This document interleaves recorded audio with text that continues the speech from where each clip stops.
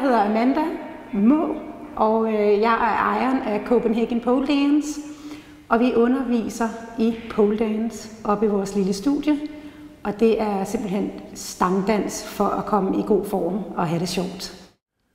Når man ser pole dance, tænker mange nok på stripklubber, bare bryster og pengesedler. Men sådan er det ikke hos Amanda Må.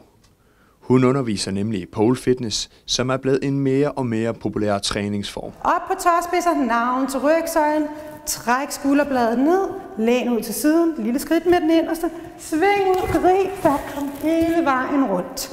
For Amanda er det en fremragende måde at blande dans og komme i form, mens man har det sjovt. Det er enormt sjovt, og det er lidt ligesom at være et barn igen og kunne svinge sig rundt i en stang. Og så er der dansedelen, som der i hvert fald er mange af vores elever, der er rigtig glade for, at man får lov at danse. Og i det, man tager fat i dansedelen, så kommer cardio-aspektet også frem, så man også får forbrændt nogle kalorier på den måde. Pole dancing stammer helt tilbage fra afrikansk stammefolk, hvor kvinder danser rundt om en pæl foran deres kommende mand. Siden 80'erne har pole dancing været en del af striptease og go-go dance, men i 90'erne begyndte det at blive brugt som fitness. Jeg tror, der er rigtig mange, der holder sig væk fra pole dance, fordi de er lidt bange for, at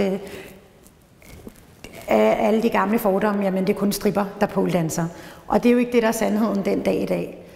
Vi har nogle timer, hvor man så kan få lov til at få de høje hæle på, og danse rundt og have det sjovt med det, hvis det er, at det er det, man har lyst til.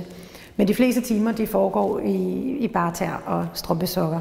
Selvom mange fitnesscenter har fjernet alt det seksuelle fra pole dancing, er det vigtigt for Amanda Må at bevare en smule sensualitet.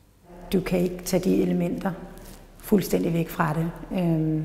Og igen det der med, jamen hænger du op i en stang og spreder benene, så kan det godt være, at du har taget alle de der danseelementer og alt det der floorwork, hvor man ligger og ruller rundt ned på gulvet væk. Men altså, du har stadig spredte ben op i en stang, og det skaber altså nogle associationer rundt omkring, og det skal man altså lige være opmærksom på.